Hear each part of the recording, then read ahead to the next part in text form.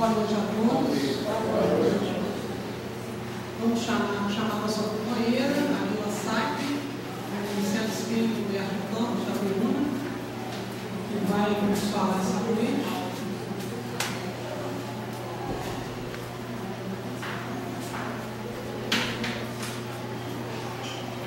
Finalidade da aula.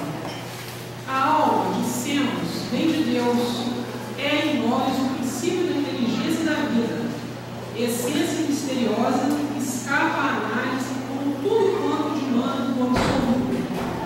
Criada por amor, criada para amar, tão mesquinha que pode ser encerrada numa forma acanhada e frágil, tão grande que com o impulso do seu pensamento abrange o infinito. A alma é uma partícula da essência divina projetada no mundo material. Desde a hora em que caiu na matéria, qual foi o caminho que seguiu para remontar até o ponto atual da sua carreira? Precisou de passar linhas escuras, revestir formas, animar organismos que deixavam sair de cada existência, como se faz com o vestuário inútil. Todos esses corpos de carne pereceram. O sopro dos destinos dispersou-lhes as cinzas, mas a alma persiste e permanece na sua perpetuidade.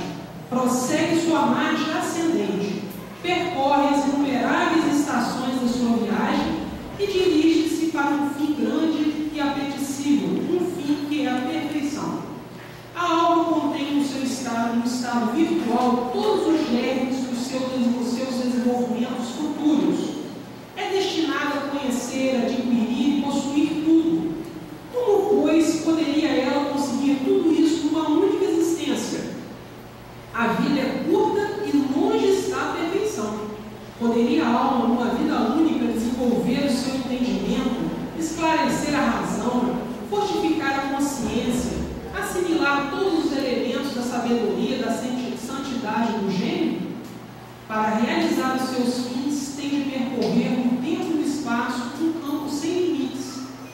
É passando por inúmeras transformações no fim de milhares de séculos que o mineral grosseiro se converte em diamante puro, refratando 1000 cintilações. Sucede mesmo com a alma humana. O objetivo da evolução, a razão de ser da vida, não é a felicidade terrestre, como muitos erradamente creem, mas o aperfeiçoamento de cada um de nós. E esse aperfeiçoamento devemos realizá-lo por meio do trabalho, do esforço, de todas as alternativas da alegria e da dor, até que nos tenhamos desenvolvido completamente elevado ao estado celeste. Se há na Terra menos alegria do que o sofrimento, é que este é um instrumento por excelência da educação e do progresso, um estimulante para o ser que, sem ele, ficaria retardado nas vias da sensualidade. A dor física e moral forma a nossa experiência. A sabedoria é o prêmio. Pouco a pouco a alma se eleva e, conforme vai subindo, nela se vai acumulando uma soma sempre crescente de saber e virtude. Sente-se mais estreitamente ligada aos seus semelhantes, comunica mais intimamente com o seu meio social e planetário. Elevando-se cada vez mais, não tarda a ligar-se por laços pujantes às sociedades do espaço e depois ao ser universal. Leon Denis, no livro Problema do Ser, o Destino da Dor. Vamos à nossa prece. Querido e amado Mestre Jesus, te agradecemos por mais a nossa oportunidade de estarmos aqui, desenvolvendo o estudo na nossa casa espírita. Que o Senhor possa estar com cada um de nós, nos ajudando no entendimento desse estudo, que ele possa refletir nos nossos pensamentos, nas nossas atitudes, no nosso dia a dia. Ampara-nos, ó Mestre, para que possamos realmente saber utilizar todos os talentos que vêm em nossas mãos, sempre em prol do nosso progresso, do nosso irmão. Ampara-nos nas dificuldades, nos desafios do dia a dia. Estejais conosco hoje e sempre, e permitir, Jesus querido, que a nossa querida irmã possa estar sendo amparada pela espiritualidade amiga da nossa querida Casa Espírita. Muito obrigada, Jesus, que assim seja.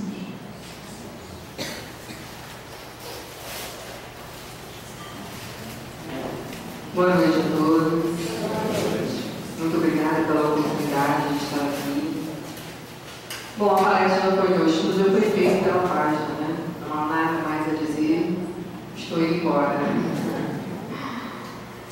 Nós vamos refletir hoje um tema bem atual, sugerido pela Mariana Lúcia quando me convidou, que são os conflitos familiares na visão espírita.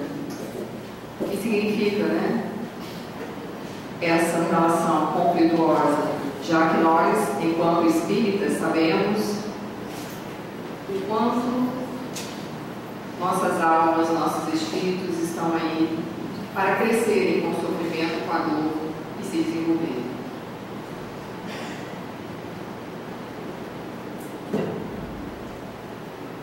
Então vamos lá. O que faz com que tenhamos tantos conflitos com pessoas que amamos, que dizemos amar? Nós conseguimos exercer a função do amor da forma que nos foi ensinada pelo Mestre Jesus? Nós conseguimos estabelecer uma forma amorosamente justa com os nossos filhos, com os nossos pais, com os nossos parentes de todas as formas? Será que nós exercemos o amor? Nós o buscamos tanto, falamos tanto sobre ele, a mídia propaga o amor, difundimos o amor através de vários símbolos. É assim. Hoje, a gente vê nas fotos de várias formas, nos selfies da vida. E nós sabemos amar? Nós, de fato, estamos exercendo essa capacidade, essa habilidade na sua íntegra? Vamos refletir? Parentesco corporal e espiritual, grande parte de vocês já deve ter ouvido falar. Os laços de sangue não se estabelecem necessariamente. Os laços de sangue não estabelecem necessariamente os laços espirituais. O corpo procede do corpo, mas o espírito não procede do espírito. Por quê? Este existia antes da formação do corpo. Como nos disse a página, e como nós percebemos e ouvimos e estudamos na doutrina espírita, somos espíritos ocupando este corpo, e não o corpo que tem o espírito. Nós estamos, eu estou Lila, não sou Lila. E nós vamos, encarnações, pós-encarnações, nos constituindo, desenvolvendo algumas habilidades, permanecendo com outras dificuldades, e assim vamos cada vez mais nos tornando espíritos em graus de evolução. No Livro dos Espíritos, Kardec pergunta: já que tivemos muitas existências, nossa parentela se originou bem antes de nossa parentela atual? Não pode ser de outra maneira, os espíritos respondem. A sucessão das existências corporais estabelece entre os espíritos ligações que remontam às vossas existências anteriores. Daí, muitas vezes, as causas de simpatia entre vós e alguns espíritos que vos parecem estranhos.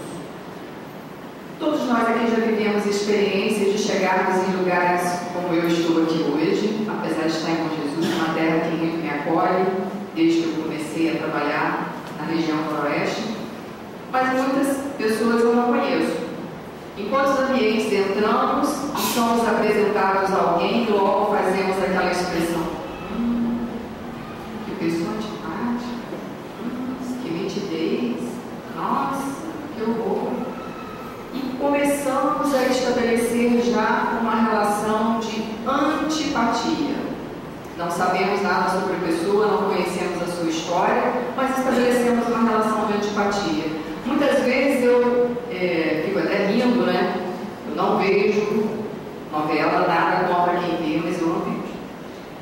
E de vez em quando alguém chega para mim e fala assim: já viu aquele fulano na novela tal, que não sei o quê?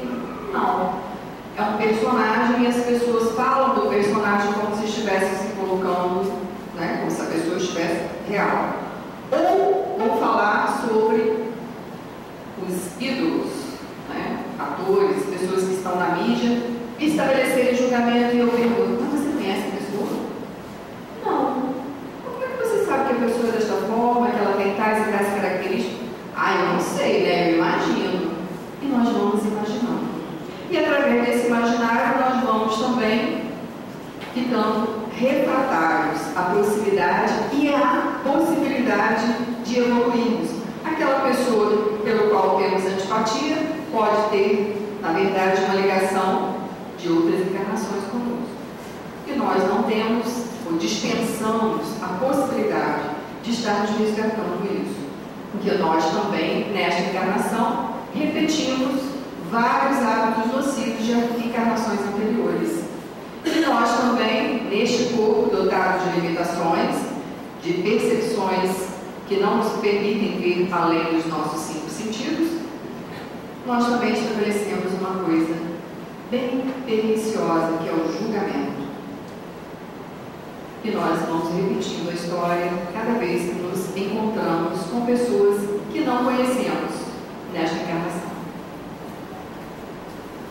Os espíritos que se encarnam numa mesma família são, ou mais frequentemente, espíritos simpáticos, ligados por relações anteriores que se traduzem pela afeição durante a vida terrena.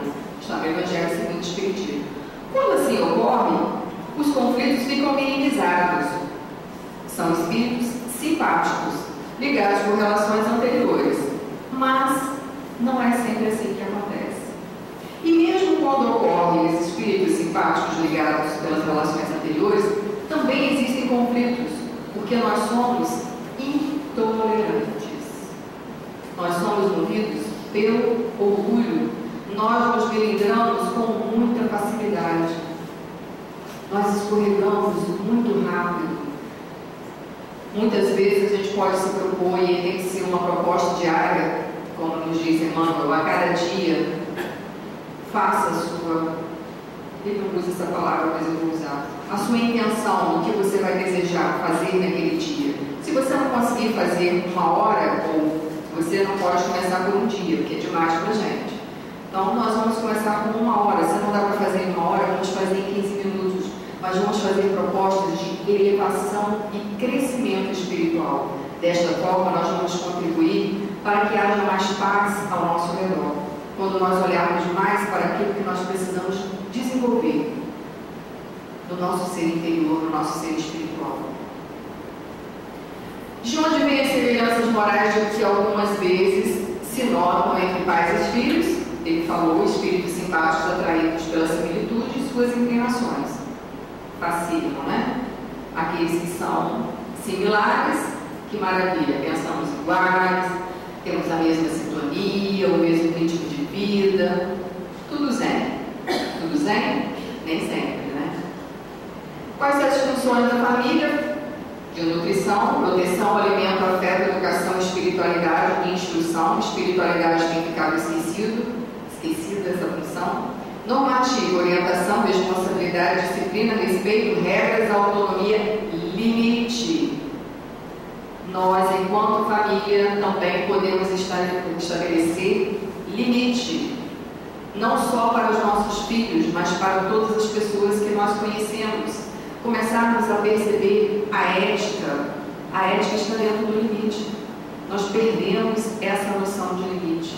Nós estamos voltados para a indisciplina. A nossa, vamos dizer, o nosso contexto hoje é da indisciplina. E nós vamos nos habituando com isso. Os espíritos têm que contribuir para o progresso uns dos outros. Por isso, a necessidade de nós estarmos disciplinando os nossos sentimentos, nos responsabilizando pelas nossas atitudes, para que possamos também respeitar o outro, desenvolvendo a nossa autonomia, cumprir regras básicas de educação. Nós nos tornamos sem educação. Desculpem, mas nós somos muito mal educados. Nós não sabemos mais dar bom dia, não sabemos mais sorrir, não sabemos mais dar boa tarde, boa noite, oi, auxiliar o idoso, auxiliar uma pessoa que precisa de nossa ajuda. Nós estamos sempre olhando e nos tornando indiferentes aqui. E quantas vezes, ao entrar no elevador, eu dou bom dia, a pessoa olha para mim e digo, o que é isso? Eu te conheço. Algumas vezes, as pessoas que estão ao meu lado, quando olham que eu sorrio para alguém, você conhece essa pessoa? Não, não preciso conhecer. E, curiosamente, a gente faz uma gracinha com um animalzinho de estimação. Um cachorrinho bonitinho, a gente para ver o cachorrinho, pergunta sobre ele. Quem gosta de animais? E para o ser humano, nós apenas passamos. Na esperança de que os seus conselhos o encaminhem por melhor senda. É a nossa função enquanto família, de estarmos voltados para essas funções, tanto a nutritiva quanto a normativa. Espíritos completamente estranhos uns para com os outros, separados por antipatias igualmente anteriores, que se traduzem também por seu antagonismo na Terra, a fim de lhe servir de prova. E aí começam os conflitos familiares. Desde o nascimento, aquele bebê se mostra um bebê diferente do esperado. É um bebê agitado, ele não dorme, ele não ri. Lembro do meu filho que, com uns 4 meses, eu fui na casa da minha avó, e meu filho morava em Niterói. A gente tinha pouquíssima convivência, uma criança de 4 meses também não é uma simpatia, né? Mas nós temos critérios, os bebês têm que ser simpáticos, as crianças têm que ser simpáticas, tem que chamar todo mundo de tio e cumprimentar todo mundo. Mas nós, adultos, cumprimentamos quem nós queremos. Mas nós, as crianças, têm que cumprimentar todo mundo. Enfim, eu fui visitar minha avó, meu filho tinha 4 meses e ela me perguntou, eu lembro dela, ele em cima da cama, ela me perguntou: você acha seu filho bonito? Eu falei: ué, avó, eu tinha 24 anos. Eu falei: acho, toda sem graça, assim, né? Porque ele era careca, ele não era um bebelinho. Ele é bonito, bonito dizem que ele não é, mas ele é tão simpático, e simpático ele não era de jeito nenhum, porque ele não ia para ninguém. Ele nasceu com esse vínculo aqui da testa, ele era super sério. Falei: ah, tá, que ótimo. Para uma mãe de primeira viagem, foi maravilhoso ouvir isso. Mas isso sempre me chamou a atenção. O quanto nós vamos estabelecendo preconceitos. Desde o bebê, o que o bebê tem que ser? Simpático, bonito, tem que ser aquele bebê que é para o outro e não para nós mesmos. E aí nós vamos rotulando este ser, esse espírito que encarna enquanto nosso filho, ou enquanto nosso irmão, ou enquanto nosso pai, né? Nós também podemos ser um filho que depois vamos ver, tem uma relação de repúdio à figura paterna.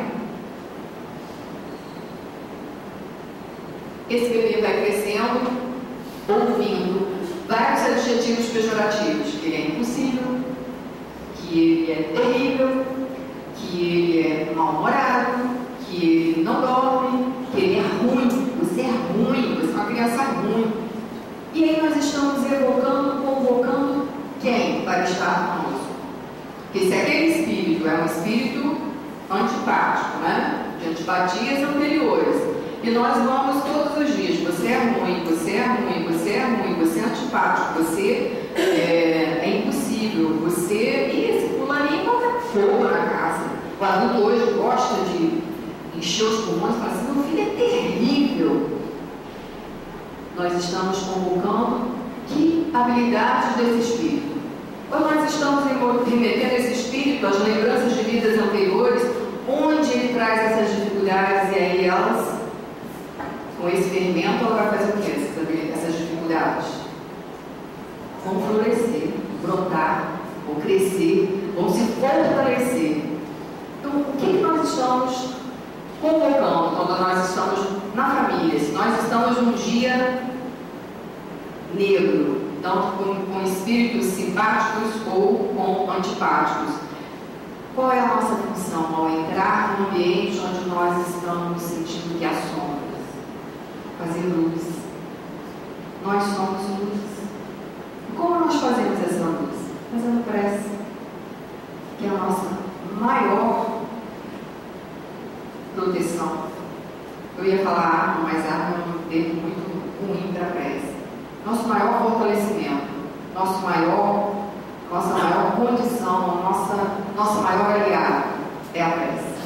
Nós podemos então fazer prece para que essa sombra deixe de existir. Mas nós entramos no conflito com muita facilidade. Os espíritos dos pais exercem alguma influência sobre os dos filhos após o nascimento deste? Então, o espírito antipático ele nasce com as suas dificuldades, com as características de raivoso, de irritabilidade, de inquietação, e nós queremos aquele filho, aquela pessoa ao nosso lado, comportada, lá embaixo, que não nos incomode. De preferência um filho bebê que nasce adulto, mas um adulto bem educado. Se possível, um monge. Mas nós não temos filhos monges, não temos pais monges, nós não somos monges. E aí nós entramos na inquietação. Nós criamos um eu ideal para nós, acreditamos que nós somos muito bem resolvidos e começamos a sentenciar o outro com as nossas formas de julgamento. E qual é a nossa influência? Muito grande. Os espíritos devem contribuir para o progresso uns dos outros. Os espíritos dos pais têm por missão desenvolver os de seus filhos pela educação. Isso constitui uma tarefa. Se falharem, serão culpados.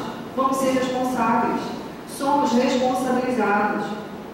Nós devemos estar atentos à forma como nós conduzimos as nossas relações, de pai para filho, de filho para filho, de irmão para irmão, como nós conduzimos. Se nós temos dificuldades em relação à aceitação das diferenças, nós devemos a todo momento pedir fortalecimento, ajuda espiritual. Nós não estamos sozinhos, nós estamos sempre amparados. Pedi e obtereis.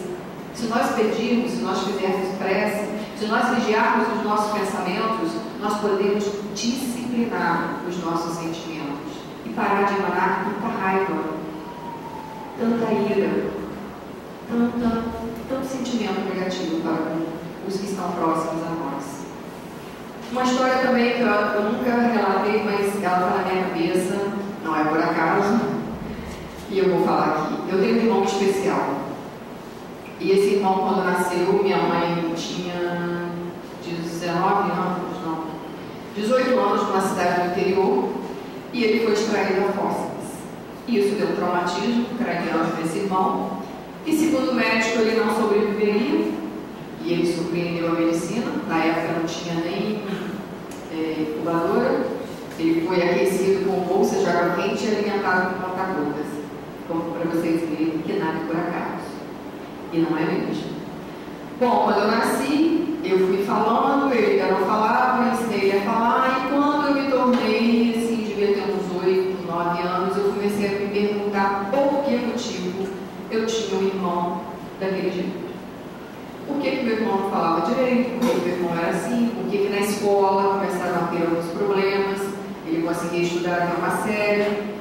Enfim, até que as lesões cerebrais começaram a ficar aguçadas e ele não foi adiante. Mas existiam várias situações que nós vivemos, entre elas as zombarias, né, que as crianças da rua faziam sobre ele, e eu ficava muito brava com aquilo, defendia. Enfim, até que, muito mais tarde, hoje, meu irmão é campeão. Hoje ele é católico, a minha família toda é de origem católica, e ele é um dos dirigentes dos vicentinos da igreja São Benedito de Itaperuna. Trabalha muito, aprendeu a mexer em computador, vai à fonoaudióloga, enfim. Mas houve um momento da nossa vida que nós vivemos muita diversidade, que foi a nossa adolescência. Nós temos 2 anos de diferença do outro, e nós não tínhamos suporte em relação ao que estava acontecendo. Eu não entendia. Meu pai não aceitava as deficiências dele, e minha mãe, por outro lado, era quem estava ali sempre apoiando. De uma forma, o ajudou. Meu pai o ajudou com a disciplina. Meu pai não tratava como diferente, e minha mãe com aquele amor incondicional. E eu, talvez pela minha irritabilidade no momento de ter um irmão incapaz, fui aprendendo no decorrer da nossa história a olhá-lo de uma outra forma. E hoje eu digo para ele que quando a gente envelhecer, ele vai tomar conta de mim, porque a cabeça dele é muito melhor que a minha em termos de memória. E muitas vezes ele perguntou por que motivo ele não trabalhava, por que motivo ele não conseguia estudar. Até que um dia, em Guarapari, nós fomos ver nosso lar. E qual não foi minha emoção, meu encantamento, e quando nós saímos, ele olhou para mim e falou assim: ah, foi isso que aconteceu comigo, né? Ele se identificou com as histórias que ali estavam. Então, assim, como ele não teve rótulos na infância de que ele não conseguiria, ele vem a cada dia se surpreendendo, se superando. Hoje ele está aprendendo a pintar pão de prato. Ele está aprendendo, está deslumbrado, assim, encantado com aquilo. E muitas vezes eu disse a ele que o trabalho dele, e é verdade, que ele vai nas periferias, de Itaperuna levar cestas básicas, ele consegue alimentos para famílias carentes, está muito além do que eu faço. Então, assim, se ele fosse do outro lado, ou se nós tivéssemos sido aprisionados dos conflitos que nós tivemos na nossa adolescência, hoje nós não estaríamos passando pela relação que nós temos de cuidado de afeto. Então, os conflitos eles vão existir nas famílias através do enrijecimento de comportamentos que se mantêm durante décadas. Nós temos que aprender a perdoar, a nos perdoar e a perdoar o outro, a acreditar e aceitar que tudo vem através do dom divino e nos entregarmos. Por que razão pais bons e virtuosos geram filhos de natureza perversa? Em outras palavras, porque as boas qualidades dos pais nem sempre atraem por simpatia um bom espírito para animar seu filho.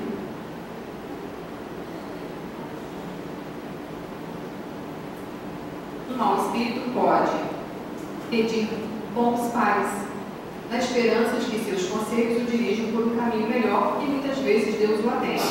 Isso é real.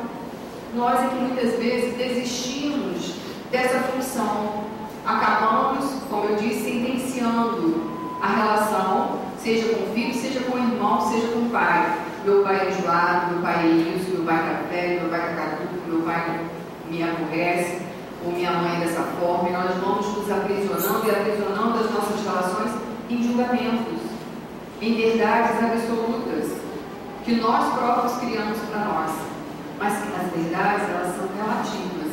Relativa ao momento que estamos vivendo, relativa ao nosso desenvolvimento. Uma coisa que julgávamos real no momento, verdadeira, que até talvez tenhamos brigado por essa verdade, no outro momento, ela deixa de ter sentido e significado. Não é assim? Vide, parênteses, não vamos entrar nesse assunto, as questões políticas. Quantas famílias ficam cindidas, porque uma de um partido, o outro de outro partido. E depois de um tempo passa aquilo, perdeu o significado. A briga se foi e as pessoas permanecem com a raiva, com a irritabilidade. Deus permite que espíritos menos adiantados venham encarnar-se, entre os espíritos com afinidades espirituais e de desenvolvimento, a fim de aurirem conselhos e bons exemplos, no interesse de seu próprio progresso. Eles causam por vezes perturbações no meio, mas é lá que está a prova, lá que se encontra a tarefa. E é de fato.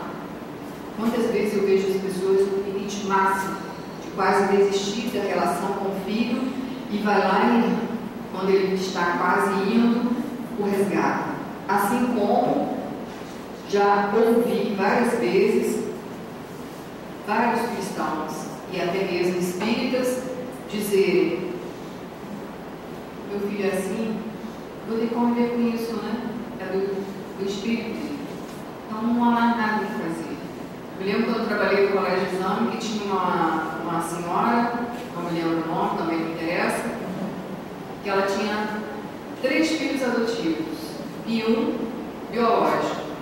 Ela tinha repúdio por esse filho biológico.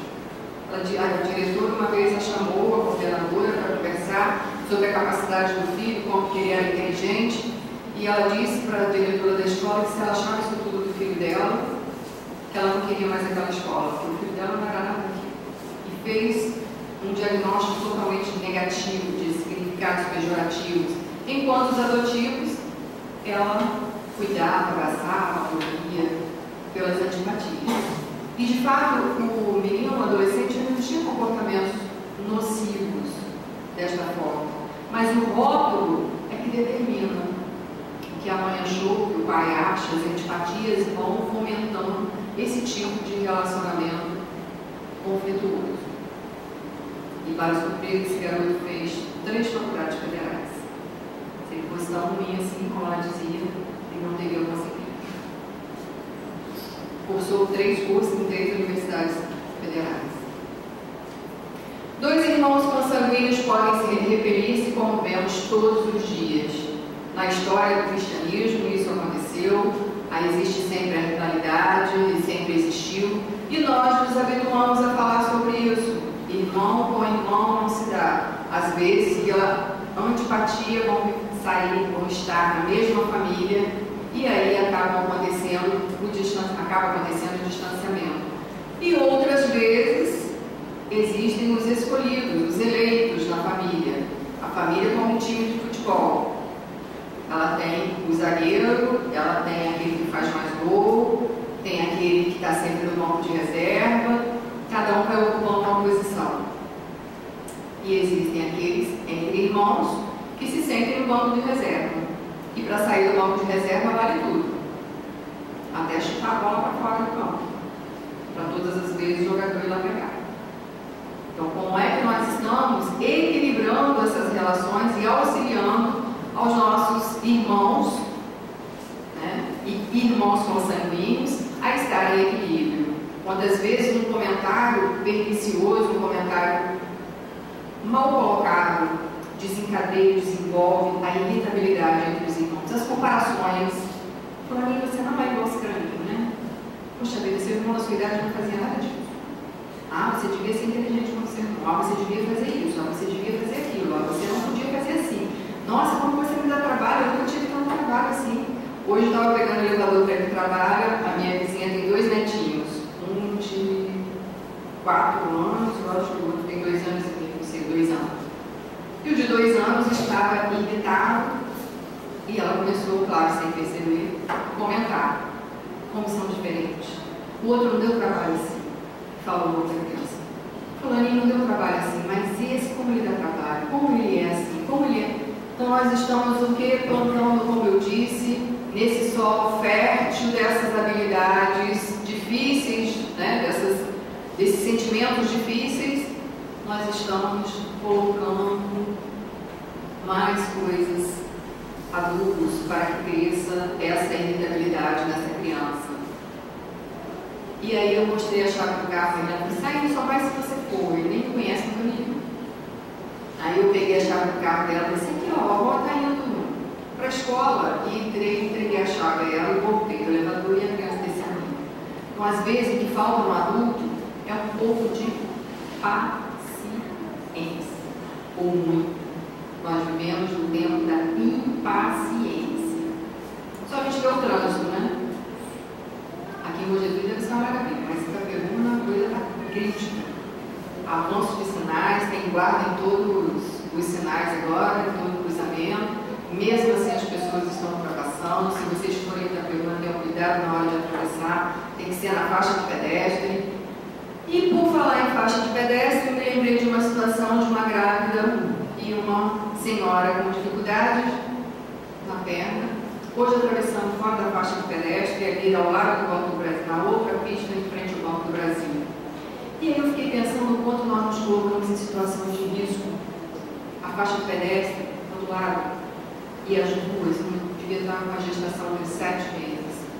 O trânsito a 1000, devia ser umas 11 e pouco, não sei, não me lembro. Um trânsito pesado. Eu atravessei na faixa e várias outras pessoas com mais mobilidade. E assim é a nossa vida. A faixa de pedestre é do nosso lado, mas nós vamos atravessar no meio daquela confusão. Nós vamos escolher o caminho que vai nos colocar em situação de risco e vamos escolher o momento que vai nos colocar em situação de conflito. Nós vamos escolher as situações que cada vez mais vão fomentando, alimentando o conflito nas nossas relações mais próximas, que é a nossa família.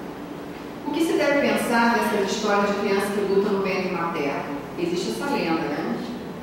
Lendas, para mostrar que o ódio entre elas era muito antigo. Em geral, não levais muito em conta as imagens poéticas, que é esse tipo de fala. Me lembrei do curso que eu fiz lá no Rio, que uma mestre, doutora, PhD, chamada Eleanor Luzes, fala das relações, né, com o bebê desde o ventre materno. O quanto nós vamos construindo ou desconstruindo, como eu disse, esse relacionamento. E o quanto nós também, antes dessa criança vir, o quanto nós nos preparamos para receber.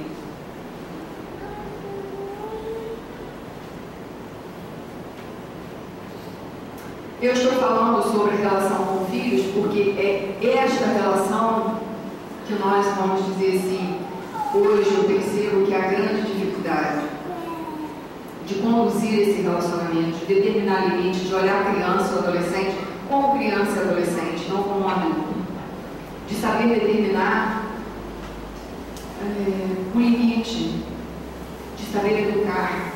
Mas muitas vezes eu fico olhando assim, como que esse adulto vai educar essa criança se esse adulto não é educado? Como que nós vamos determinar nos nossos filhos uma relação ética se muitas vezes nós não nos mostramos éticos diante deles? Como é que nós vamos ensinar a falar baixo se nós gritamos? Como é que nós vamos ensinar a não bater se nós batemos?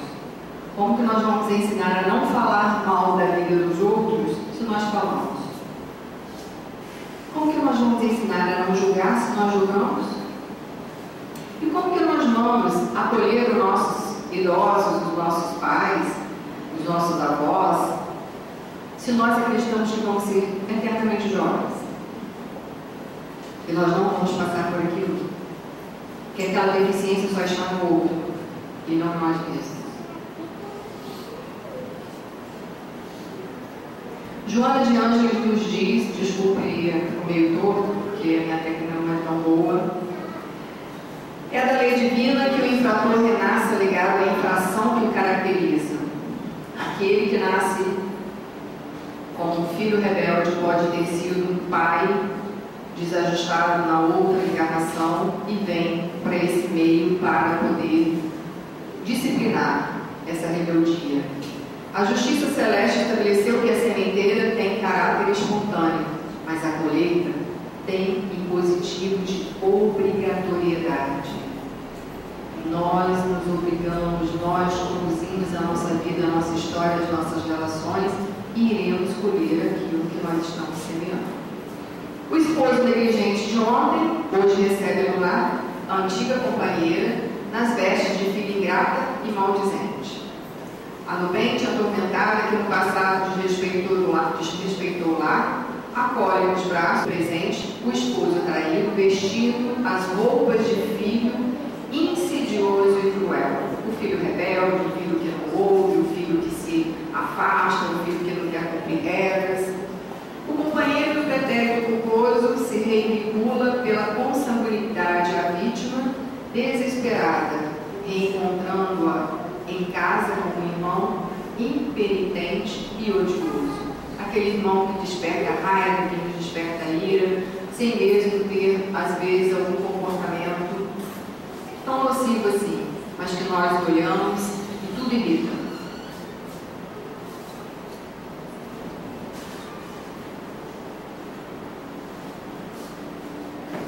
O braço açoitador se mobiliza sob vergastradas da loucura encarcerada nos trajes da família. Principalmente aqui em Bom Jesus, quantas pessoas foram internadas injustamente porque eram rebeldes. Passaram pela clínica de internação numa época onde era necessário, acreditava, para exercer o controle. A loucura muitas vezes foi confundida com a crise de identidade. E aí as pessoas tomaram posse disso, as autoridades na questão, e encarceraram. Nem tudo que é dito louco é de fato louco. O que é ser louco? Nós temos ainda muito medo da loucura, acolhemos muito poucos doentes mentais, excluímos de todas as formas. Temos medo, como se aquilo fosse nos contaminar, nos contagiar. E, na verdade, o que nos lembra é a vulnerabilidade da existência. Temos muito que aprender com os ditos loucos, como, por exemplo, a aceitação. Desconsideração do outrora de respeito da atualidade. Insânia gerando sandice e criminalidade alimentando aversões. Chacais produzindo chacais. Lobos tombando em armadilhas para lobos. Cobradores reencarnados junto às dívidas na província do Instituto da Família dentro do lar. E assim, com todas essas questões, no mesmo lar, vamos vendo a cada dia o conflito existindo. Aprenda primeiro a exercer a piedade para com a sua própria família e a recompensar seus pais, porque isto é bom e agradável diante de Deus. Está em Paulo nos disse, está em Timóteo, capítulo 5, versículo 4. A luta em família é problema fundamental da redação do homem na terra. Como seremos benfeitores de 100 ou 1000 pessoas se ainda não aprendemos a servir 5 ou 10 criaturas? Está no livro Pão Nosso. E aí eu coloquei um quadrinho que bem ilustra as relações de hoje. Por que você sempre está tão disposto a me criticar? Acho que tem um talento especial para encontrar defeitos nas pessoas. Mas e os seus defeitos? Tem um talento especial para ignorar todos eles. E assim somos nós, né?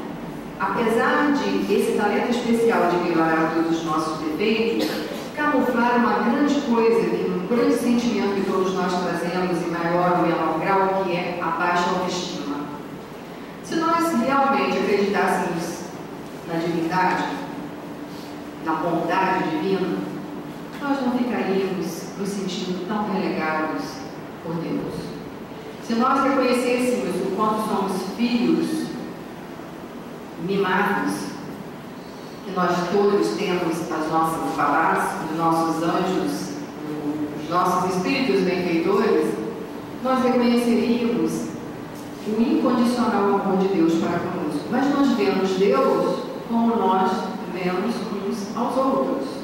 E aí duvidamos que possamos ser acolhidos a todo momento.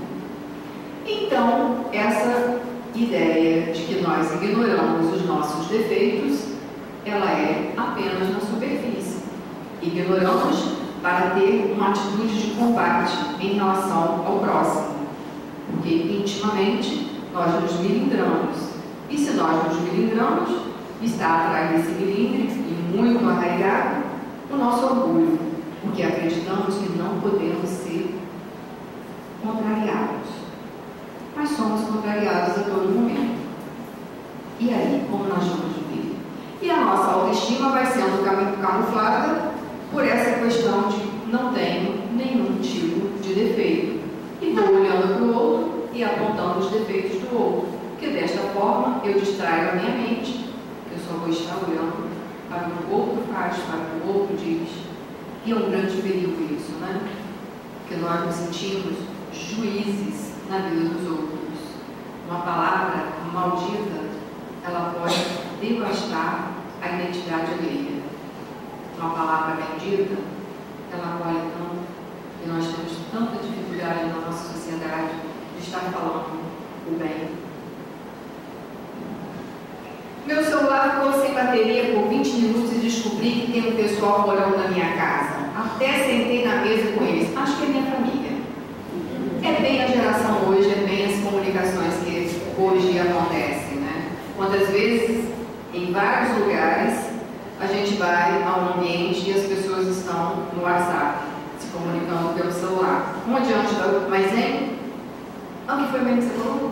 Não, peraí só um minutinho. Os adolescentes, então, fulaninho, presta atenção aqui que eu vou falar com você. E assim nós vamos fomentando esse tipo de divulgando, estabelecendo esse tipo de comunicação. Mas na verdade nós estamos cada vez mais distantes uns dos outros. Acreditamos que temos que dar aos nossos filhos suporte para que eles tenham igualdade em relação às pessoas que os cercam. Então, o máximo da tecnologia que é lançada a todo momento nos habituando a dar. Recentemente, agora nas minhas férias, eu vi uma situação que eu falei assim, caramba, que ponto chegou. Eu estava num restaurante, eu fico de férias, tá, gente? Também, eu não fico só observando, não. Mas me chamou muita atenção porque era um bebê, uma criança de 1 ano e meio mais ou menos, e a família chegou, uma mesa redonda, todos sentados, e colocaram na frente da criança um tabletzinho e um fone de ouvido, daqueles grandes, conectado no tablet. Botaram a criança sentada, fica aí. O que essa criança vai aprender da vida? Quando ela não tiver esses artifícios, o que vai acontecer? Essa criança vai ficar perdida, confusa, com 1 ano e meio. Me lembro da filha de uma amiga minha me dizendo também que ela ia comprar galinha pintadinha para a filha com 3 meses. Eu falei, o quê? Você vai comprar galinha pintadinha para botar essa criança, esse bebê na frente de uma televisão ou de um filme? Não, o que tem? E as pessoas acham lindo a criança ficar olhando para a galinha pintadinha e daqui a pouco está dançando ou cantando a musiquinha. Isso é hiperestímulo. E as outras questões, e o afeto, e o toque, e a infância dessa criança, e como nós vamos passar valor para essa criança, como nós vamos passar atitudes, ética, moral. É a mídia que vai colocar isso nos nossos filhos? Como que nós vamos vivenciar, como que nós estamos preparando os nossos filhos, as nossas relações? Há famílias, outro dia alguém me relatou, não é uma pessoa que eu me cuide, que a mãe mandou para a filha uma mensagem, e aí, já lavou a louça? Uma no quarto e uma na sala. Então nós não podemos mais sair do lugar para ir até o outro, para ver o que está acontecendo, para ter algum tipo de contato. As redes sociais estão bombando, estão acontecendo. Eu tenho 600 amigos, tem? Quando ele vai na sua casa ver como você está passando, te dá um abraço. Quantas pessoas se importam realmente com você? Quantas te ligam no seu aniversário, atualmente? Colocar ali oi, feliz aniversário? Isso é contato social? Isso é contato afetivo? Eu não estou dizendo que as redes sociais não têm lá a sua, vamos dizer assim, a sua função, mas o quanto isso está virando uma distorção nas relações, o quanto isso gera conflito e afastamento, a ponto de se sentirem totalmente desconhecidos. E assim estamos vivendo. O que fizeste com a criança confiada à vossa guarda? Não revisei, portanto, o filho que no berço repele a mãe, nem aquele que vos paga com ingratidão. Não foi o acaso que o fez assim e o enviou. Nada por acaso, não é?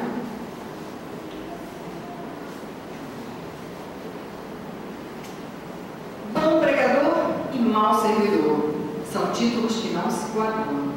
É impossível auxiliar o mundo quando ainda não conseguimos ser úteis nem mesmo a uma casa pequena, aquela em que a vontade do Pai nos situou. Antes da grande projeção pessoal na obra coletiva, aprenda o discípulo a cooperar em favor dos familiares no dia de hoje, convicto de que semelhante não tem 2 L's, de que semelhante esforço representa realização essencial. Está no livro Pão Nosso, Francisco Cândido Xavier, sobre o Espírito Humano. Então, antes de aprendermos, de termos ideias mirabolantes de que vamos mudar o mundo, de que vamos mudar a nossa cidade, de que vamos mudar o vizinho, de que vamos mudar seja lá o que for, vamos começar a semeadura no nosso lar, dentro de nós mesmos. A paz do mundo começa em cada um de nós, da forma que nós olhamos para o outro, da forma que nós nutrimos o outro com o nosso amor. Bom pregador e mau servidor. Então nós falamos muito, mas servimos muito pouco, né? Fazemos muito pouco.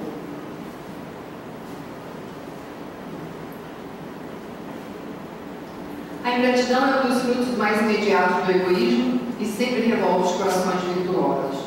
Para se dirigirem a Deus só existe uma senha: caridade. Mas não há caridade sem esquecimento das ofensas e das injúrias.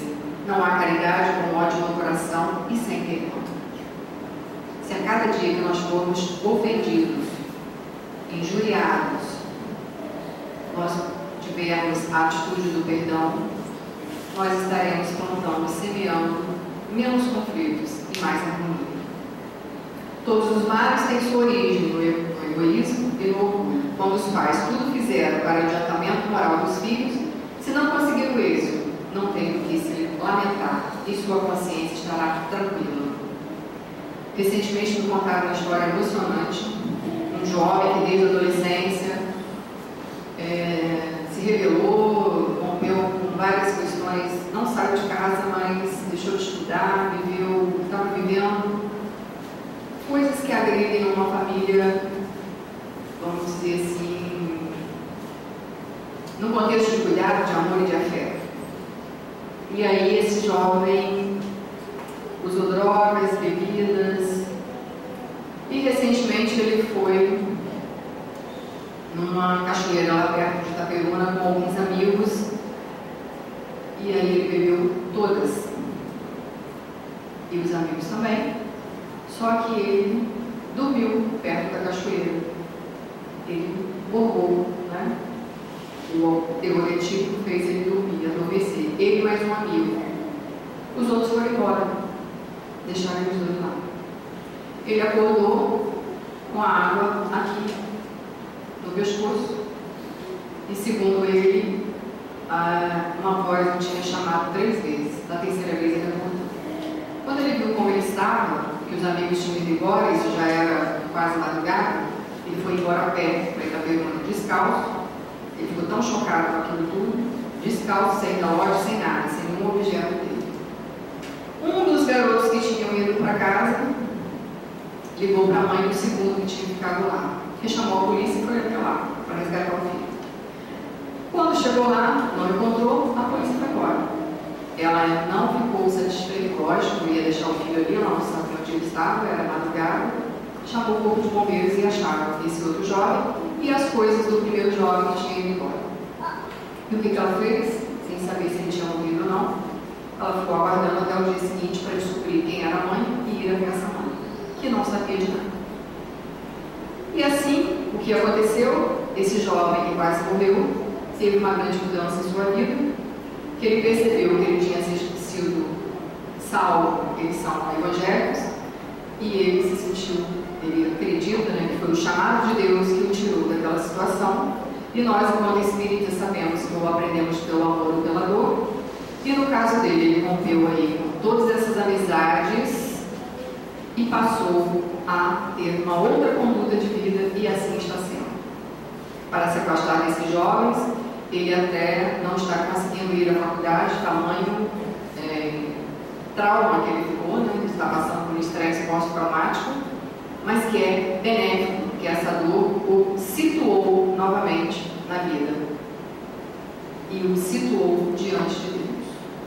E isso são histórias que acontecem ali, lá, aqui, ao nosso redor. Isso é comum hoje. É comum um pai estar bebendo cerveja e achar engraçado uma pessoa de 12, 13 anos também beber. É comum um pai levar o filho para passear e sentar no carro para beber. Então, assim, o que nós estamos plantando, semeando nas convivências das nossas vidas. Os verdadeiros laços de família não são, portanto, da consanguinidade, como já foi dito, mas da simpatia, da comunhão de pensamentos que unem os espíritos antes, durante e após a encarnação. E eu achei tão bonitinha essa figurinha. Existem pessoas que tornam a nossa caminhada mais significativa pela companhia, pelo apoio e pelo carinho.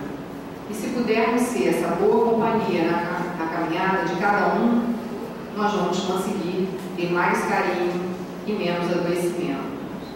E uma citação do Santo Agostinho: com o coração se pede, com o coração se procura, com o coração se bate, e é com o coração que a porta se abre. Muitas vezes nós pedimos com emoção e com amor, procuramos, mas também batemos. Em nome do amor, injuriamos, em nome do amor, perseguimos, em nome do amor, reduzimos o outro com a palavra cruel, com o julgamento. E assim, com o amor também nós podemos abrir a porta. Ó espíritas, compreendei o grande papel da humanidade, quando cherais um corpo, a alma que se encarna meio do espaço para progredir. Tomai conhecimento dos vossos deveres e ponde todo o vosso amor em aproximar essa alma de Deus. É esta missão que vos está confiada e da qual recebereis a recompensa se a cumprirdes fielmente. Se você tem qualquer mágoa remanescendo da véspera, comece o dia, à maneira do sol, esquecendo a sombra e brilhando de novo. André Luiz nos fala. Visão espírita da renovação, a família formada por auxiliares equivocados a se recuperarem dos erros morais, a repararem danos que foram causados em outras tentativas nas quais malograram. E tudo que compõe uma família: presença, cumplicidade, perseverança, união, paz, ligação, que deveria, né? Alegria, harmonia, valores, aprendizado, sabedoria, diálogo, cuidado, compreensão, respeito, abraço, como é bom um abraço, perdão, igualdade, paz, amor, fraternidade. E o melhor é viver em família, que apertemos mais esse laço. E aí você vai me dizer, eu não consigo, isso é muito difícil. Como eu vou fazer isso? Isso é muito complicado. Como que eu vou abraçar meu pai, vou abraçar meu irmão? Como é que eu vou dizer que eu amo? Eu não consigo tocar nem ser tocado. E rapidinho, só para lembrar a vocês, Leon Denis, no Problema do Ser, do Destino e da Dor, nos fala sobre a vontade. As causas da felicidade não se acham em lugares determinados no espaço, estão em nós, nas profundezas misteriosas da alma, o que é confirmado por todas as grandes doutrinas. O reino dos céus está dentro de vós, disse o Cristo. Tu trazes em ti um amigo sublime e não conheces. A sabedoria persa nos diz: vós viveis no meio de armazéns cheios de riqueza e morrereis de fome à porta. Todos os grandes ensinamentos concordam neste ponto. É na vida íntima, no desabrochar de nossas potências, de nossas faculdades, de nossas virtudes, que está o manancial das felicidades futuras. Olhemos atentamente para o fundo de nós mesmos. Fechemos nosso entendimento às coisas externas e, depois de havermos habituado nossos sentidos psíquicos à escuridade e ao silêncio, veremos surgir luzes inesperadas, ouviremos vozes fortificantes e consoladoras. Mas há poucos homens que saibam ler em si, que saibam explorar as jazidas que encerram tesouros inestimáveis. Gastamos a vida em coisas banais, em profícuas, percorrendo o caminho da existência sem nada saber de nós mesmos, das riquezas psíquicas cuja valorização nos proporcionaria gozos inumeráveis. Há em toda a alma humana dois centros, ou melhor, duas esferas, a ação e a expressão.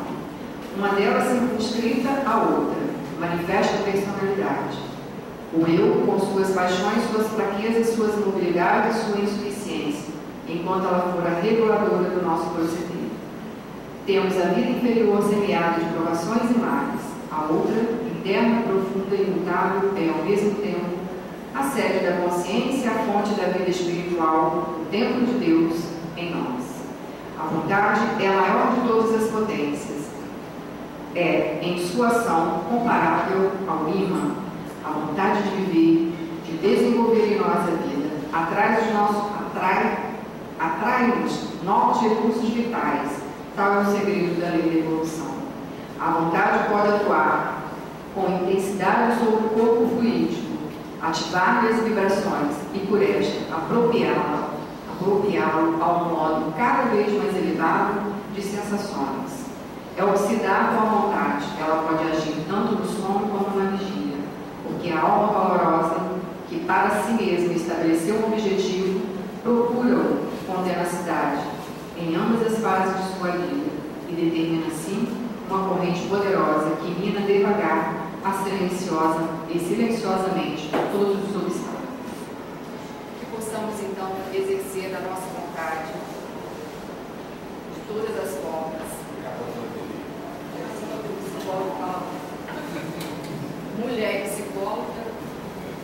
Que possamos então exercer a nossa vontade para o bem que nós possamos ouvir o chamado, que nós possamos nos enlaçar no bem, nos enlaçar no amor e praticar o amor propriamente dito, não o amor divulgado, não o amor superficial, mas o amor profundo, que sente, que chora, que ri, que não tenhamos medo das nossas emoções e que saibamos reconhecer, somos espíritos em evolução, temos uma missão e a nossa missão é amar o próximo como a nós mesmos e amar a Deus.